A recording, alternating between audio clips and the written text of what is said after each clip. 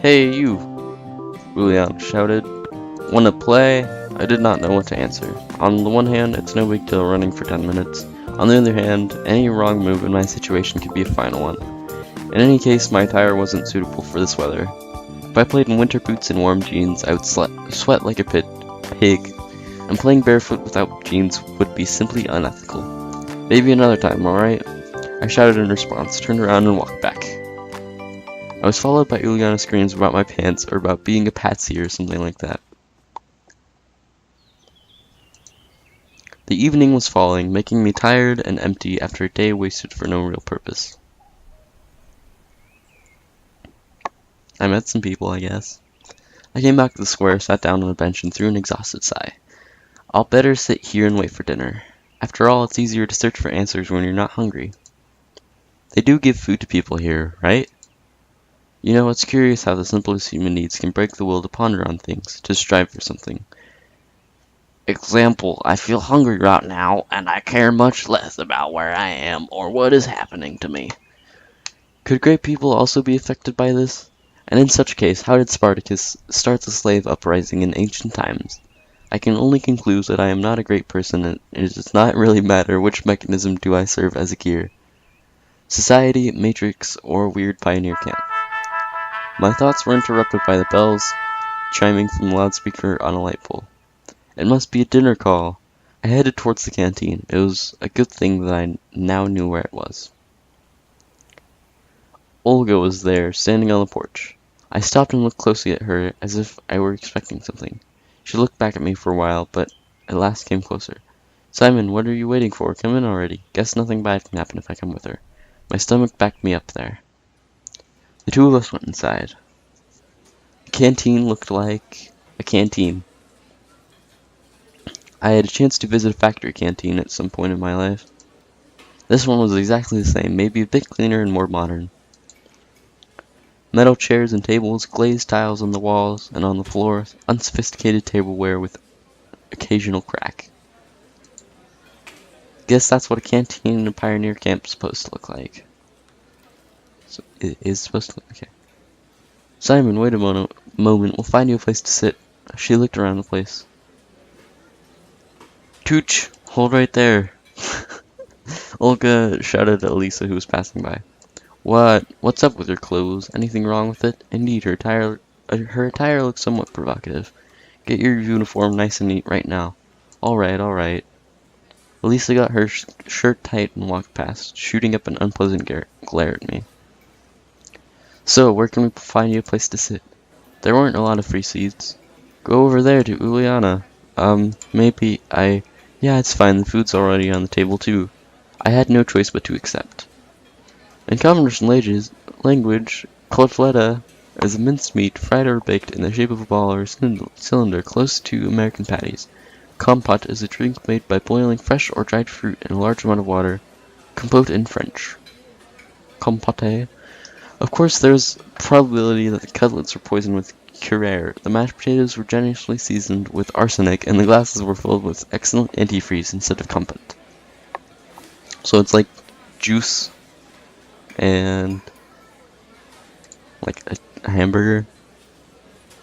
But it looked all so tasty that I had no chance to resist. Hey, what do you want? I replied rather rudely to Uliana, who was sitting next to me. Why didn't you play football with us? Because of my clothes, I said, pointing to the source of the problem. Oh, alright then, eat. That was easy. However, there wasn't much to eat. The cutlet was missing from the plate. Only she could do it. No, more precisely, none but Uliana could do it. Give me back my cutlet. In a big family, you snooze, you lose. It can cost you a cutlet if you're careless. Give it back, I'm telling you. I want to take back my cutlet. I looked at her menacingly and was about to reach out of my hand. See, I don't have it. And indeed, Uliana's plate was empty. It seemed that this little girl eats as fast as she steals someone's cutlets. Or Kool-Aid, as they say in a foreign country. Take it easy, we'll work something out now. She grabbed my plate and ran off. There was no point in following her. If they wanted to poison me here, they could have done it in a much easier way. About a minute later, Uliana returned and handed me the plate with a smoking hot cutlet on it. Here's one for the starving. Thanks. It was all I could say. I was so hungry that my suspicions were gone in a flash. I picked up the cutlet with my fork and... What the? Some bug? No, not a bug. This is pretty intense music for a bug. An insect! It's got legs and it's wiggling.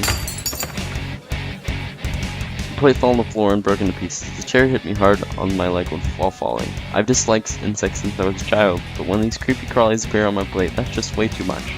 You little... Juliana seemed ready for such a twist and was already on the floor, laughing as if she had just heard a fresh stand-up comedy joke. I dashed to her. We ran out of the canteen.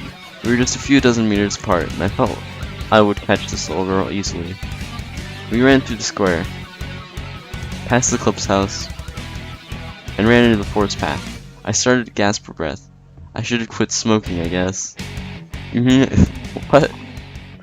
Juliana passed out of sight on the next turn. It can't be true that she managed to get away from me. It simply can't. I was standing trying to catch my breath again. I guess if you're an antisocial person, then you don't need to get around much, and you don't really have any reason to conserve your life. The evening was falling. Looks like I'm lost. It's a bad idea to stay in the woods at night. Better get back to camp. Actually, I was really unsocial. I shouldn't have said that.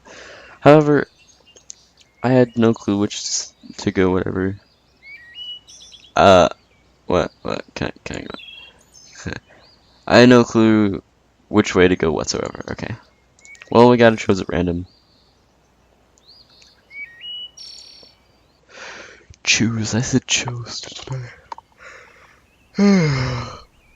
I strayed for quite some time in the forest and even thought of crying for help. But finally I saw the camp's fence behind the trees. Everything's falling back into place. The bus is gone, mumbled I quietly. On the one hand, there was nothing strange about it. The bus couldn't just stay there forever. On the other hand, it meant that someone was driving. Because buses do not drive themselves. Or do they? This world seemed too normal, but every event I had at least two explanations for it. An ordinary, real, everyday explanation, and a surreal one. Certainly, the driver could have just been off for a snack, and I left too soon, and that's why. In any case, this is not a place for me. Whether that bus drives itself or not was probably an important question, but it was much more important how I got here at all. And where this here was. The fields and the woods stretching towards the horizon had no answers. There was nothing familiar about them. A strange, odd, and alien world, however absolutely not frightening at the same time. Either my self-preservation instincts decided to resign from its job, or all this running around the camp and the local pioneers had lulled me so much with their carefree normality that I was sometimes simply forgetting what had happened to me just a couple of hours ago. Although I probably just had no strength left to worry, all I wanted was some peace, calmness. I wanted to just have a break from it all, and only after that I would continue looking for answers, ready and reloaded. However, that would be sometime later. And what about now? Can I let myself to relax? Can I let myself to relax? It got completely dark, and in any case, it was better to spend the night in the camp. I was about to head back home when someone came silently from behind. Hello, what are you doing here so late? It was Slavia standing before me. I was so surprised that I got a seizure. What? I was so surprised that I got a seizure. Whoa! Okay, that was not good. I shouldn't have said that. So you haven't caught Juliana, have you? She smiled. I nodded disappointingly inside. No wonder. No one ever has. Yeah, she's a real rocket girl. She could have found a better use of her energy than looking for adventures. You must be hungry. You didn't manage to have dinner after all. Indeed, I had completely forgotten about hunger. But after these words of hers, my stomach drew my attention to itself by giving a traitorous rumble. Slavia smiled. Let's go then. What, is the canteen still open? It's alright, I have the keys. The keys? Yes, I have keys to all the facilities in this camp. How come? Well, I'm something like the camp leader's aide here. I see. Well, let's go. It was an offer you can't refuse. When we reached the square, Slavia stopped in her tracks. "Excuse me, I should warn my roommate that I'll be late. She's so punctual herself that she'll be worrying otherwise. You go on to the canteen and I'll come in a minute, alright?" "Alright. That's not a good idea. I really did not expect that at such a late hour someone would be there besides me, and that somebody was apparently hopelessly trying to open the door.